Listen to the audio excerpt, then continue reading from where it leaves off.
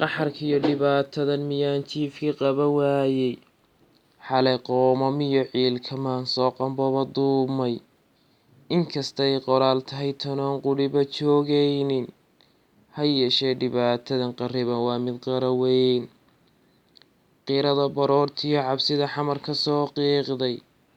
maydkiyo qalfoofyada gubtee haadku ka qaraaray, dhaawaca la kala qaaday iyo qayladiyo wiida, hooyada qadoodigu dilee qaraxna aafeeyey, qalbigaani qabanayn inaan sawir ka qaadaa. Qaraxoo wadaan kula hadlee meeyey qarankaygii, ka qaraari mayside miyaad qooman badan laysay, ma i qoontay maantana miyaan sii qardaba luuday, oo hay quusa waayee maxaad wiilaliga qaaday, quruxley haween iyo maxaad qaaday curadkooda, qarni rubuc tagaan qayle iyo oohin aan qubaye, maad iga qaraarayn mar qura quusba waan dhigaye.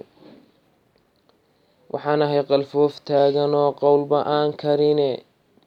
qayrkay ka hadhayey maxaan galabsadaan qaatay, maxaa qaraxa iyo iigu wacan qaranjabkiyo hooga, maxaa ii qorsheeyee aniga qayrkay iga reebay, imisaan qabyooboo haliyey geeyey qabrigiisa. Qadarkiyo dhibaatadan rabbaa qoray oo noo sheegay,